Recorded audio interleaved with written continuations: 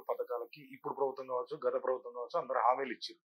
అసలు సగటు మనిషి ఏమిస్తే బాగుంటాడు? సరే వాళ్ళ పదవుల కోసమో, వాళ్ళ ప్రభుత్వాల కోసమో, వాళ్ళ కోసమో వాళ్ళవన్నీ పెట్టారు. అవి కాకుండా సగటు మనిషికి ఏమిస్తే హ్యాపీగా ఉంటాడు? అది సరైన ప్రశ్న కాదు. హ్మ్. మీరు నాకు 10 కోట్లు ఇస్తే హ్యాపీగా ఉంటాను.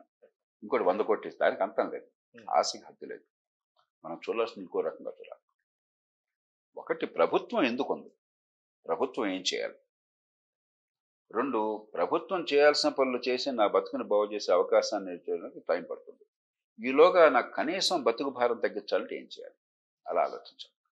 అలా ఆలోచిస్తే ప్రభుత్వం మొట్టమొదటి బాధ్యత ఇందాక అనుకున్నాం, చట్టబద్ధ పాలన, శాంతి భద్రతలు, న్యాయం అందించడం, చట్టబద్ధ పాలన. రెండవ బాధ్యత ఉమ్మడి సదుపాయాలు, మన రోడ్లు, మన విద్యుత్తు, మన పౌర రవాణా వగేరా. మూడవ బాధ్యత జీవితంలో కనీస అవసరాలు, డబ్బులు ఖర్చు పెట్టినా కూడా అందే ఏర్పాటు చేయడం, మంచినీళ్లు, మురుగునీటి పారుదల, వర్షపు నీటి పారుదల వగేరా, దోమల నివారణ వగేరా. ఈ దోమల కాటు వచ్చి నాకు మా శ్రీమతికి చికున్ గున్యా వచ్చి 2 నెలల నుంచి ఇలా బాధపడుతున్నాం. ఏం పాపం చేశాం కాబట్టి? దోమల నివారణ మన ఇంట్లో మాత్రమే సాధ్యం కదా, బయట జరగాలి కదా.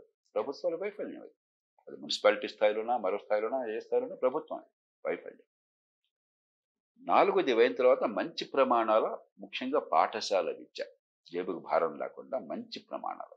ఆ మంచి ప్రమాణాలు కీలకం. మనందరూ ఉచిత విద్య అంటున్నారు. ఉచిత విద్య ఎలాగ ఇస్తున్నారు? విద్య లేనిది ఉచితం ఎంత ఇస్తే ఏంటి, ఇవ్వకపోతే ఏంటి? గుడ్డి కన్ను మూస్తే ఏంటి, తెరిస్తే ఏంటి? విద్య లేనప్పుడు ఉచితమా కాదా అనే చర్చ ఎందుకు అసలు? నాణ్యమైన విద్య, మంచి ప్రమాణాల విద్య, పనికొచ్చే విద్య, మేధస్సు వికసింపజేసే విద్య. ఆ తర్వాత మంచి ఆరోగ్యం, జేబులో ఖర్చు లేని ఆరోగ్యం, కనీసం పేదలకు. డబ్బున్న వాళ్ళు ఇన్సూరెన్స్ పెట్టుకుంటారు, అభ్యంతరం లేదు. ఇది ప్రభుత్వం చేయాల్సిన పని. ఇవి చేయకుండా ఆర్థిక వ్యవస్థ పెరగదు, పేదరికం పోదు, ప్రజలకు న్యాయం జరగదు. ఆ పైన మీకు ఒప్పుకుంటే ఇవన్నీ చేశాక, ఇవి చేయకుండా కాదు, దీన్ని నాశనం చేసి కాదు, అదనంగా కనుక పన్నులు ఆదాయం ఉంటే, ఈ సమాజం కోరుకుంటే చేతనైన మేరకు సంక్షేమం. కానీ సంక్షేమం పేరుతో అప్పుల పాలు చేసే అధికారం మీకు ఎవడివ్వాల? మీరు చేయాల్సిన పని పక్కన పెట్టేసి, ఎగరామా పెట్టేసి, సంక్షేమంతో ఓట్లు దండుకుని సమాజాన్ని నాశనం చేసే హక్కును మీకు ఎవడివ్వాల? ఇవాళ రాజకీయం పేరుతో జరుగుతోంది. సమాజం కోసం మేము చేయాల్సిన పనులు ఏం లేవు, మాకు అనవసరం. ఈ డబ్బులు ఇస్తే పాపం జనం, అమాయక జనం ఓట్లు వేస్తారు. వాళ్ళని ఆకర్షించడం కోసం ఈ పిచ్చి పనులు చేస్తాం. చివరికి ఓట్లు పడేది కూడా లేదు, రామన్ మళ్ళీ ఓడిపోతారు. ఇంత సంక్షేమాలు ఇచ్చే డామన్ ఓడిపోతున్నారు కదా. కానీ అంగీతం జ్ఞానం ఉండదు. చచ్చేదాకా మేమే ఉంటాం, మేము ఉండాలంటే దేశం నాశనం పర్లేదు, అన్ని ఇట్లా ఫ్రీగా ఇచ్చేస్తుంటాం, మిగతా దోచేసుకుంటాం. ఇదో పరిపాలనగా సాగుతుంది. దీని నుంచి బయటపడాలి.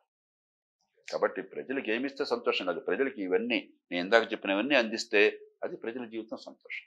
మిగతాది వాళ్ళ కావాలని వాళ్ళు చూసుకుంటారు, వాళ్ళ కాళ్ళ మీద నిలబడతారు. మహాత్మా గాంధీ చాలా స్పష్టంగా చెప్పారు, మనం ఎక్కడికి వెళ్ళక్కర్లా.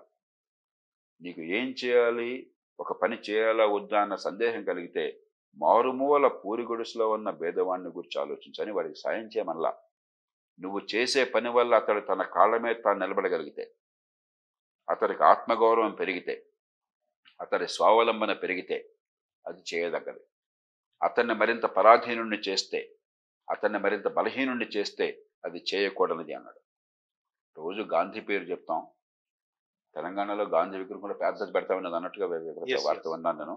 గాంధీ గారి విగ్రహాలు అక్కర్లేదండి. మీరు ఏం పెట్టకపోయినా, మీరు ఆయన్ని దూషించినా, గాంధీ గారు మానవ చరిత్రలో చిరస్మరణీయులుగా మిగిలిపోతారు. ఈ దేశం కంటే బయట ఇంకా ప్రపంచం గౌరవిస్తుంది.